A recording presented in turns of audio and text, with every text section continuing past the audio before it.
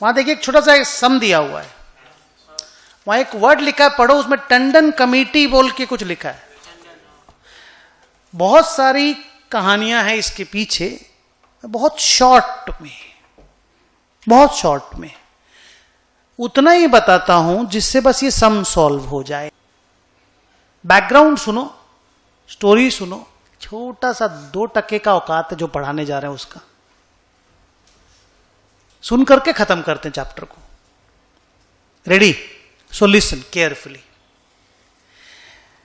मैं ये बोल रहा हूं कि हिंदुस्तान में वर्किंग कैपिटल के लिए बिजनेस है, वर्किंग कैपिटल में इन्वेस्टमेंट मांगता है, स्टॉक डेटर में पैसे लगाने पड़ते हैं, आपको मालूम है। हमेशा से या तो कैश क्रेडिट लोन या ओवरड्राफ्ट या working capital loan bank provide करती है, और ये रिलेटिवली लोन मिलना इजी है। ये लोन आसानी से मिला करता है। बिजनेसमैन होते हैं, मिडिल क्लास बिजनेसमैन होते हैं, बड़े बिजनेसमैन होते हैं, बिजनेस करके प्रॉफिट कमा करके इंटरेस्ट का और प्रिंसिपल का पेमेंट आराम से कर देते हैं। देखा गया 1970, 80, 90s के डिकेड में कि ये overdraft loan, CC loan, working capital loan बहुत फेल हो रहा है। बिजनेसमैन लोग पेमेंट कर नहीं पा रहा है। तो रिजर्व बैंक ऑफ इंडिया ने, क्योंकि बैंकों का लोन फेल हो रहा है तो आरबीआई बैंकों का हेड होता है, कॉमर्शियल बैंकों का लोन फेल हो रहा है और वो वाला लोन फेल हो रहा है जो कभी फेल होता नहीं था, तो आरबीआई ने बहुत सारा कमिटी अलग अलग टाइम पे फॉर्म किया और बोला वजह पता करो, सॉल्यूशन पता करो, क्यों हो रहा है ये पता करो, सॉल्यूशन बताओ, क्यों में कैसे भी आ जाएगा।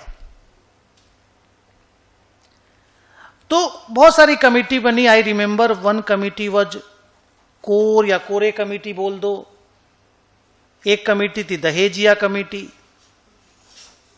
एक कमिटी थी टंडन कमिटी। अलग अलग वक्त पे अलग अलग कमिटीज के रिकमेंडेशंस को फॉलो आरबीआई करता था, ठीक है। उसमें टंडन कमिटी सबसे ज्यादा फेमस हुआ, ठीक है। ओवरऑल जो टंडन कमिटी, हेलो, प्रॉब्लम्स का कहानी क्या था कि वर्किंग कैपिटल लोन्स फेल हो रहे हैं। मोबाइल बंद कर दे बेटा। वर्किंग कैपिटल लोन फेल हो रहे हैं, बिजनेसमैन लोग पैसा नहीं चुका रहा है जो हमेशा से अच्छे से पैसा चुकाया करते थे। Now the problem is with the banking system, ठीक है। तो जब एनालिसिस हुआ पूरा, टंडन कमेटी ने जब एनालिसिस किया पूरा, तो अपना रिपोर्ट जब दिया तो बोला देखो 3 कारण है। कारण नंबर 1, बैंक पैसा तो दे रहा है, कस्टमर उसका एंड यूज किसी दूसरी जगह पे कर रहा है, बिजनेस में नहीं कर रहा है। बच्चा का शादी करवा दे रहा है उस पैसा से, घर बनवा ले रहा है, उस बिजनेस करेगा तब ना प्रॉफिट आएगा, प्रॉफिट आएगा तब ना इंटरेस्ट का और प्रिंसिपल का रिडेम्पशन करके देगा। दूसरा जगह में यूज कर लेगा तो कहां से पैसा देगा। दूसरा, बैंक की तरफ से जो इन्वेस्टिगेशन और विजिलेंस और जो रिलेशनशिप मेंटेन होना चाहिए वो हो नहीं रहा है। क्लाइंट के यहां जाते नहीं है, देखते नहीं है क्या स्टॉक लेवल है, क्या डेटर लेवल है, बिजनेस चलता है कि नहीं चलता है। कस्टमर के यहाँ तो जाना पड़ेगा बैंक मैनेजर को। मेरे को याद है जब मैं छोटा था तो बैंक ऑफ इंडिया का जो मैनेजर था, बहुत पुरानी बात बोल रहा हूं, आते थे वो लोग, शाम को बैठते थे। मैंने अभी तो क्या बैंकर लोग ड्यूटी कर ले, हो ही नहीं सकता है। बैंक मैनेजर शाम को बैंक को बंद कर दिया 3:30 4 बजे, 8 बजे 7 बजे विजिट करने आते थे वो लोग, ऐसे ही बैठ के चाय पीने के लिए। बोला वो सब होता ही नहीं आजकल। तीसरा प्रॉब्लम हुआ, कस्टमर लोगों को जो पीरियोडिक डॉक्यूमेंट सबमिट करना चाहिए कि डेटर्स कितना है, स्टॉक कितना है, पैसा कहां लगा हुआ हो तो स्टॉक देखने से पता चल जाएगा। भाई आपको मैंने लोन दिया, आपको तो स्टॉक डेटर के लिए लोन दिया ना। वो पीरियोडिक स्टेटमेंट वो लोग फाइल नहीं कर रहा और बैंकर लोग चेंज भी नहीं कर रहा है। बैंकर को तो चेंज करना चाहिए ना। बोला ये ढीला ढाला रवैया की वजह से ये हुआ है। और एक तो बात भी बोला स्किन इन द गेम नहीं है। ये तो 3 बात बोला स्किन इन द गेम नहीं है। टंडन बोला तो लोग समझे नहीं क्या बोल रहे हैं। बोला कि सारा लोन बैंक ही दे रहा है, कस्टमर को भी बोलिए कि वो भी कुछ पैसा लगाए।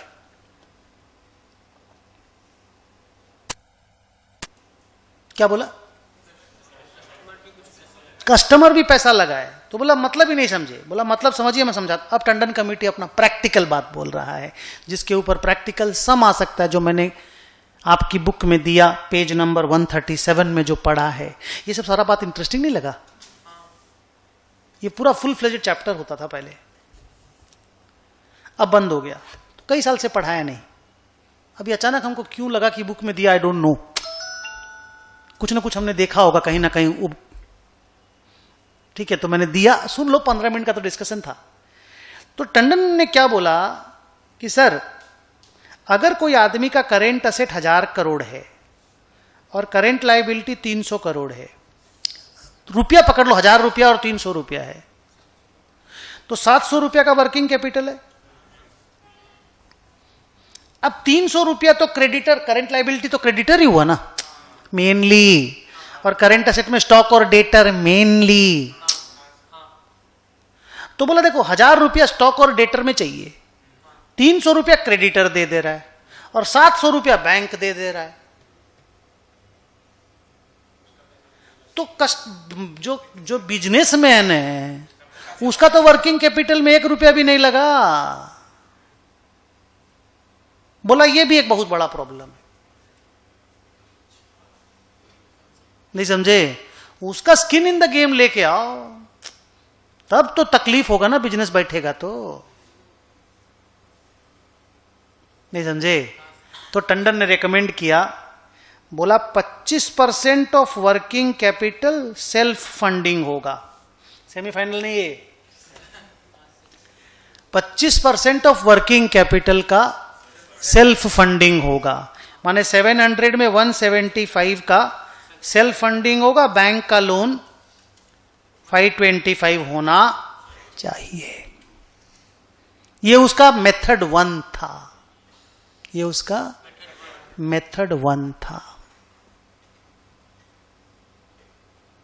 बोला इससे क्या होगा, 175 रुपया जब खुद का लगेगा तो वो भी तो डूबेगा ना 525 डुबाने के पहले। उसका दूसरा मेथड था, बोलो कस्टमर को कि करेंट असेट का 25% खुद का फंडिंग से लाए, बाकी लोन हम दे देंगे। ये वर्किंग कैपिटल का 25% लाने बोला था ना मेथड 1 में। जब मेथड 2 उसने सजेस्ट किया और हार्श हो गया। वो बोला करेंट असेट अगर 1000 है तो बोलो सेल्फ फंडिंग 25% इसका करेगा तो बचेगा 750। फिर क्रेडिटर उसमें वो नहीं देगा बैंक, फिर क्रेडिटर 300 रुपया का उधार देगा करेंट लायबिलिटी, तो 450 बोला हम लोग दे देंगे। इसका नाम वो बोलता था बैंक लोन का MPBF। फुल फॉर्म बोल दो 100 rupees.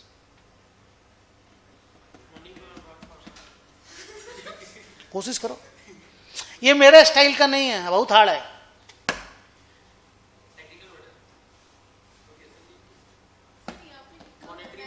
Maximum permissible bank finance.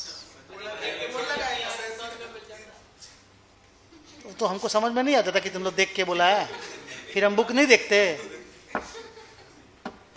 इसका नाम है मैक्सिमम परमिजिबल बैंक फाइनेंस। जब उसने तीसरा मेथड सजेस्ट किया ना बेटा, तीसरा, तो वो और हार्श था। बैंक को बोला और कमती लोन दो। तो बोला क्या करें? बोला देखो करेंट असेट जो होती है उसमें कुछ कोर करेंट असेट होता है। क्या? कोर जो कभी नहीं बिक्री होता है, हमेशा परमानेंटली पड़ा रहता है बिजनेस में। कुछ स्टॉक डेटर हमेशा ही दुकान में खड़ा रहता है कि नहीं, बोलो? मिनिमम स्टॉक लेवल बोलते ना, मिनिमम स्टॉक लेवल।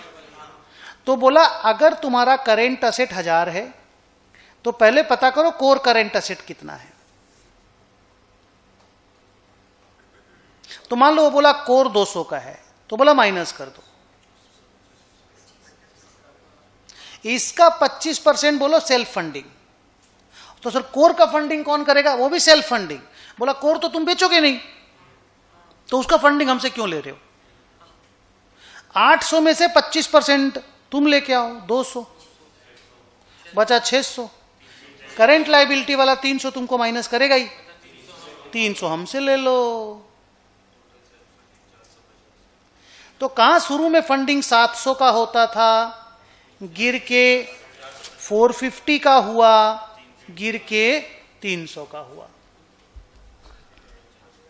बोला हम लोग एक्चुअल में लोन ही ज्यादा दे रहे हैं, हम लोग को इतना ज्यादा लोन देना ही नहीं चाहिए।